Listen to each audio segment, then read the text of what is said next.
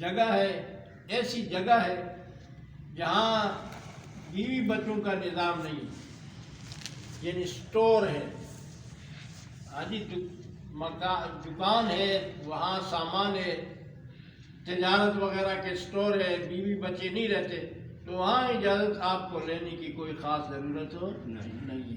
اگر کہ لکھنے والوں نے لکھا ہوتا ہے بغیر اجازت سے، ہاں، لیکن شرعی طور پر وہاں آپ نے اجازت لینی ہے جہاں بیوی بچوں کا نظام ہو وہاں۔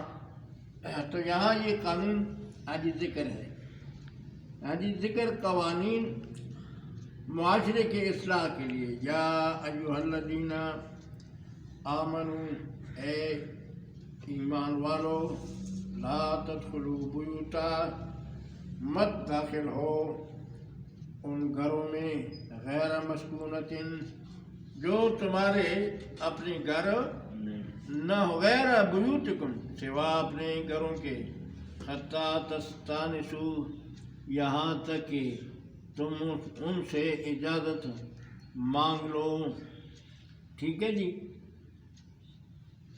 وَتُسَلِّمُوا عَلَىٰ أَهْلِهَا، اور سلام ڈالو اس گھر والوں پر، ذَلِكُمْ خَيْرٌ لَكُمْ، یہ تمہارے لیے بہتر ہے، لَعَلَّكُمْ تَذَكَّرُونَ، اس لیے کہ تم نصیحت حاصل کر لو۔ یہ 214 سے لے کر 215 216 تک تفسیر قرطبی نے یہ ضوابط بتائے ہیں، یہ ضابطے بتائے ہیں تفسیر قرطبی نے 215 اور 16۔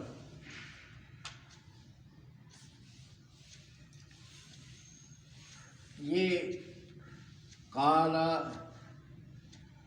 علماؤنا رحمہ اللہ، کہتے ہیں ہمارے علماء نے کہا ہے، بلکہ اس سے بھی آگے سے یہ مسئلہ چل رہا ہے، السنۃ فی الاستئذان 3 مرات لا یزاد علیہا، الاستئذان 3 مرات، اجازت 3 دفعہ کھٹکھٹانے کو کہتے ہیں۔ 3 دفعہ کھٹکھٹایا آپ نے، اجازت مانگی آپ نے، اور اندر سے جواب نہ آیا تو بس سمجھ لو کہ بھئی تم کیا ہو جاؤ، واپس ہو جاؤ، ذہن میں بات آ گئی۔ قال ابن وہب، ابن وہب کہتے ہیں، قال مالک کے قول کو نقل کرتے ہوئے کہتے ہیں، الاستئذان 3، اجازت 3 دفعہ ہے، لا احب ان یزید احد علیہ۔ امام وہب کہتے ہیں اور مالک سے نقل کرتے ہیں کہ میں اس 3 دفعہ پہ اضافے کو پسند نہیں کرتا، کہ 3 دفعہ کھٹکھٹانے کے بعد بھی تم لگ جاؤ کھٹکھٹانے کو، یہ کوئی طریقہ نہیں، یہ کوئی اصول نہیں ہے، ٹھیک ہے۔ الا من علم انہ لم یسمع، ہاں وہ صورت مستثنیٰ ہے کہ اگر گیٹ اتنا دور ہے، فاصلے پر مکان ہے، تو پھر اس صورت میں گنجائش ہے کہ بھئی آواز ابھی تک نہ گیا ہوگا، سمجھ آ گئی۔ الرجل السلام علیکم ادخل، السلام علیکم ادخل، سلام ہو تم پر، کیا میں داخل ہو جاؤں، ٹھیک ہے جی۔ فَإِنْ أَذِنَ لَهُ دَخَلَ وَإِنْ أَمَرَ بِالرُّجُوعِ انصرفا، اگر اجازت دے دی تو داخل ہو جا، اور اگر اجازت نہیں دی تو واپسی کا ہاں جی حکم ہو گیا تو واپس ہو جا۔ وَإِن سَكُتَ عَنْهُ اسْتَأْذَنَ، اگر خاموشی ہوئی تو اجازت 3 دفعہ لے لینا، ثم انصرف، پھر واپس ہو جا، من بعد ثلاث، بعد 3 دفعہ کے، ٹھیک ہے۔ اور پھر انما قلنا ان سنت الاستئذان 3 مرات، کہ بھئی سنت یہ ہے کہ اجازت 3 دفعہ لینا ہے۔ بہرحال یہ کافی تفصیلات ہے۔ پھر آگے ہم نے تھوڑا سا ہمارا تھا کہ جو آتا تھا سلام ڈالتا تھا، اور آپ فرماتے جاؤ وہاں سے سلام آ کے سلام ڈالو اور پھر تب آؤ، تو اس سلام کو کیا کہتے ہیں؟ دوسروں سلام استئذان، اجازت والا سلام، اجازت ملے تو جائے اور نہیں۔ اچھا، پھر آگے اس کا عجیب انداز ہے، السادس السابع الثامن، یعنی اس ترتیب سے یہ تشریح کرتا ہے۔ تو سادس سے قال علماء رحمہ اللہ انما خص الاستئذان بثلاث لأن الغالب من الكلام اذا كرر ثلاثا سمع وفهم۔ ضابطہ ہے عربوں کا کہ کلام جب مکرر ہو جاتا ہے تو اس کے بعد وہ سمجھ میں بھی وہ بات آ جاتی ہے اور فہم میں بھی آ جاتی ہے۔ وَلِذَلِكَ كَانَ النَّبِيُّ صلی اللہ علیہ وسلم اذا تکلم بکلمۃ اعادها ثلاثا، اس لیے حضور کا یہ عمل تھا کہ جب گفتگو کرتے تھے تو اس بات کو 3 دفعہ دہراتے تھے، 3 دفعہ دہراتے تھے تاکہ صحابہ کرام کے ذہن میں یہ بات خوب بیٹھ جائے، سمجھ آگے نہیں، حتی یفهم عنہ وَإِذَا سَلَّمَ عَلَىٰ قَوْمٍ سَلَّمَ عَلَيْهِ ثَلَاثًا، اور جب سلام کسی قوم پر ڈالتے تھے تو وہ بھی 3 دفعہ ڈالتے تھے سلام۔ وَإِذَا كَانَ الْغَالِبُ هَذَا فَإِذَا لَمْ يُؤْذَنْ لَهُ بعد ثلاث، تو فرمایا ظاہر ان رب المنزل لا یرید اذن اللہ، کہ بھئی 3 دفعہ اجازت مانگا اور نہ ملا، تو اس سے آپ سمجھ لیں کہ گھر والا جو ہے، منزل والا جو ہے، نہیں چاہتا اجازت دینے والے معاملے پہ نہیں آتا، تو جب نہیں آتا تو تم خواہ دروازے کو تم اس کے بعد بھی کھٹکھٹاتے ہو، توڑتے ہو، تو یہ آداب کے خلاف ہے۔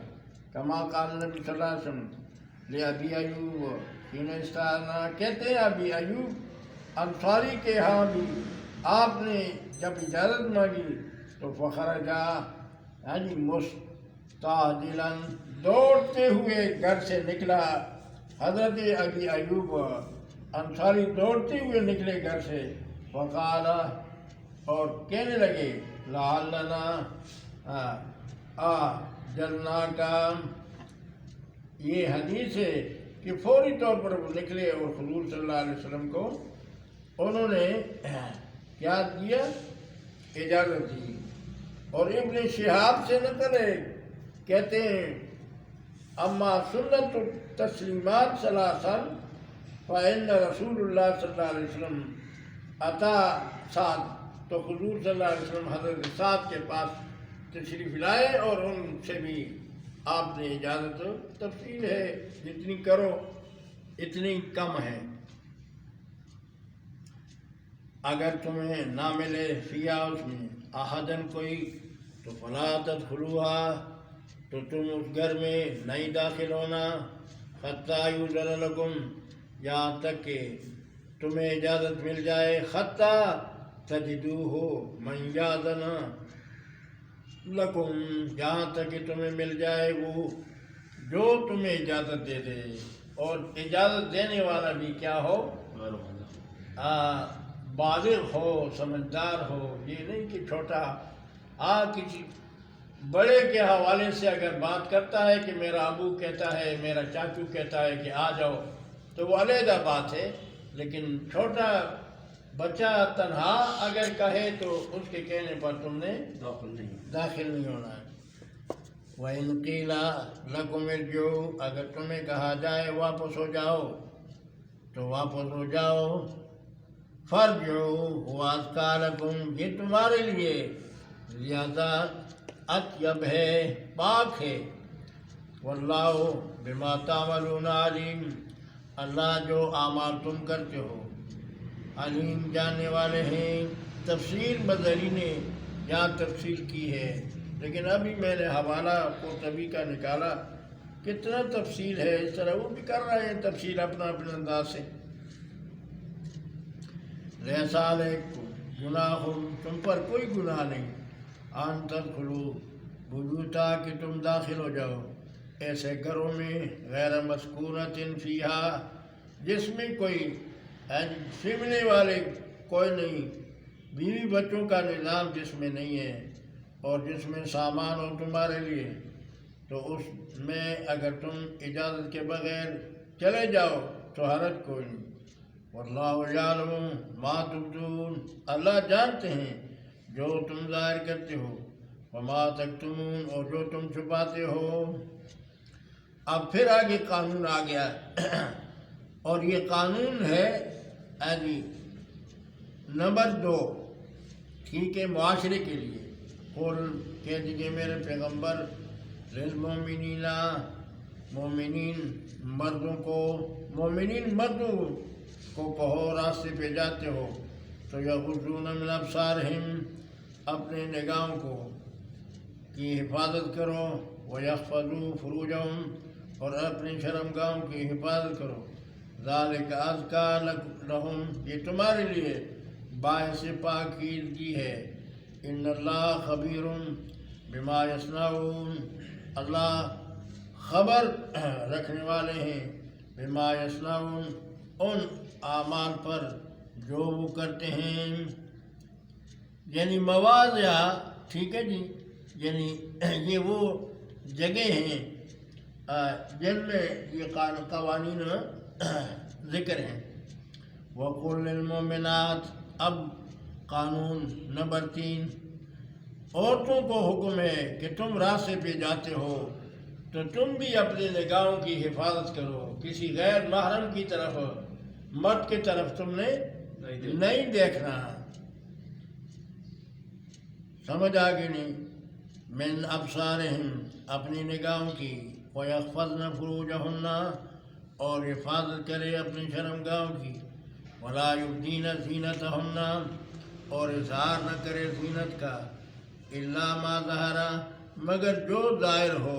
ما ظہرہ سے مراد وہ اعضاء جو مستثنیٰ ہے، مثلا پاؤں کو اور کیا ہے اور ہاتھ وغیرہ، یہ اگر نظر آتے ہیں تو اس میں اور ہونا تو چاہیے کہ یہ بھی کیا ہو، لیکن اگر نہ چھپائے ہوں تو اس میں کیا ہے، گنجائش ہے. سمجھ آگے نہیں؟ وَلْيَضْرِبْنَ بِخُمُرِهِنَّ اور لو اس چادر کو عَلَىٰ جُيُوبِهِنَّ اپنے گریبان پہ. مراد اس سے کیا ہے، وہ موٹی چادر ہے جو پردے کے لیے استعمال ہوتی ہے، جس میں چمک دمک بالکل نہ ہو. آج تو بعض حضرات برقعے بناتے ہیں، اس پہ کشیدہ کاری کرتے ہیں، پھول وغیرہ ہوتے ہیں، تو بھئی اس پردے والے برقعے پہ یہ کرنا کیا، ہاں جی اس کا کیا تک بنتا ہے. تو بس ویسے ایک نظام ہے جو، اور پھر زیادہ تر برقع پایا ہوتا ہے اور اس برقعے کو اٹھایا ہوا ہوتا ہے.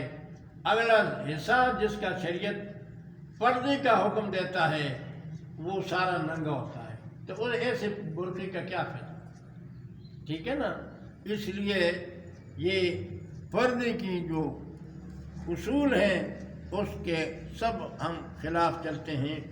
حالانکہ پردے میں جتنا شریعت نے اہتمام کیا ہے اتنا باقی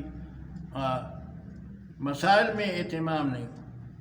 وَلَا يُبْدِينَ زِينَتَهُنَّ اور اظہار نہ کرے اپنے زینت کا، الا لبعولتہن، مگر خامدوں کے سامنے، او آبائہن، یا باپوں کے سامنے، یعنی سورے کے سامنے، سسو کے سامنے، والد کے سامنے، یا خاون، یہ ہو گیا او آبائی بعولتہن۔ لیکن عجیب بات ہے، جب عورت گھر میں ہوتی ہے تو وہ اہتمام کوئی نہیں ہوتا ان ایسے افراد کے سامنے، جب گھر سے باہر جاتی ہے تو اہتمامات شروع ہو جاتے ہیں۔ اور پھر اس میں ایک بہت بڑی ظلم کی بات یہ بھی ہے کہ وہ ایسے غیر ضروری چیزیں کو استعمال کر لیتی ہے، جبکہ راستے پہ جاتی ہے تو پورا راستے پہ اس کی خوشبو جو ہے نا وہ چلتی ہے۔ میں عورت کے لیے وہ چیز ہونی چاہیے جس میں رنگ ہو، مرد کے لیے وہ چیز ہو جس میں رنگ نہ ہو، خوشبو ہو، جس میں کیا ہو، خوشبو ہو مرد کے لیے، اور عورت کے لیے وہ چیز جس میں رنگ ہو، مثلا مہندی ہے یا اس قسم کی چیزیں ہیں۔ ایک تو وہ رنگ ہے جس میں ناخنوں پہ لگاتے ہیں، پھر وضو بھی نہیں ہوتا اس میں، وضو بھی اس میں نہیں، وہ نہیں مراد ہے، ٹھیک ہے جی۔ اور اس لیے آپ صلی اللہ علیہ وسلم نے فرمایا کہ وہ عورت جو اس قسم کی خوشبو لگاتی ہے اور گھر تک واپسی تک اس پر اللہ کی طرف سے لعنت برستی ہے۔ اس لیے ان کے لیے ضابطہ ہے کہ اس طرح خوشبو لگا کر کے اپنے گھر سے باہر نہیں جانا۔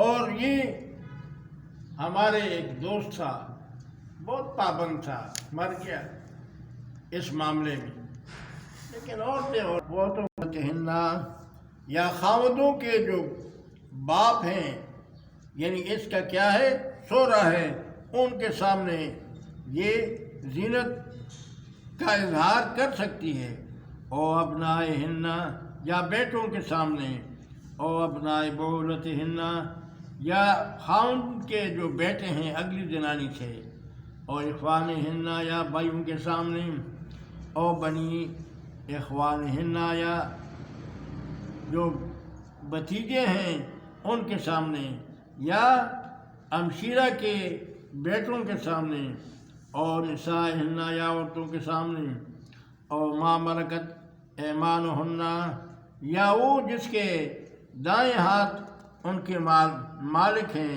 اس سے مراد وہ لونڈیاں ہے، یعنی ان کے سامنے وہ غلام ہے، ان کے سامنے یہ اظہار کر سکتی ہے۔ او التابعین، یا ان کے ساتھ پیچھے سے آنے والے غیر اولی الارباء، یعنی وہ لوگ جو عورتوں کے، وہ مرد جو عورتوں کے بیدوں پہ ان کو علم نہ ہو، یعنی جس کو ماتو کہتے ہیں، ماتو سمجھتے نا؟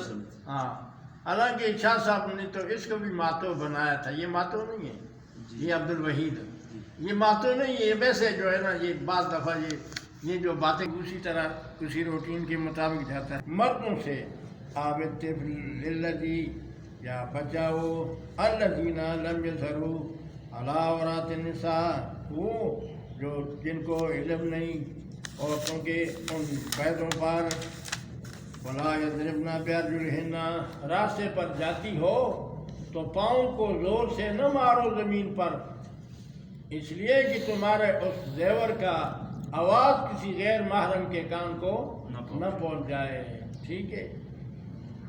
تو آج کے جوتیاں اس انداز کی پہنتی ہیں کہ پہ جاتی ہے تو آواز اگلے کو، وہ ہمارے وہ مولانا تھے، بہت زبردست ان مسئلوں پہ کبھی کبھی گفتگو کرتے تھے، مر گیا مولانا بجلی کا، بہت زبردست صاحب باتیں کرتا تھا۔ اچھا جی، پشاور والا۔ اعوذ باللہ من الشیطان الرجیم، بسم اللہ الرحمن الرحیم، لیعلم ما یخفین، تاکہ انہیں پتہ چل جائے جو یہ چھپا رہے ہیں، من زینتہن، زینت سے، وتوبوا الی اللہ، اور رجوع کرو اللہ کی طرف، جميعا سب کے سب، ایھا المؤمنون، اے ایمان والو، لعلکم تفلحون، اس لیے کہ تم کامیاب ہو جاؤ۔ قانون نمبر 4 معاشرے کا، وَأَنكِحُوا الْأَيَامَ، اور نکاح کرو ان عورتوں کا، اس سے وہ عورتیں مراد ہیں، وہ عورتیں جو کیا ہے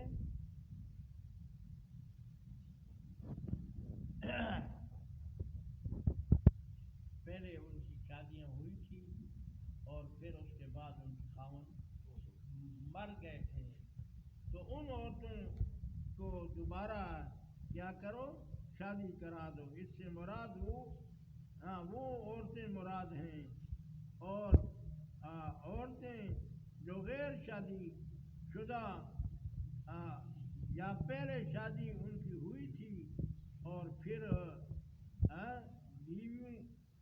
بیوی مر گئی تھی، تو ایسے مردوں کے لیے کیا کرو، شادی کراؤ۔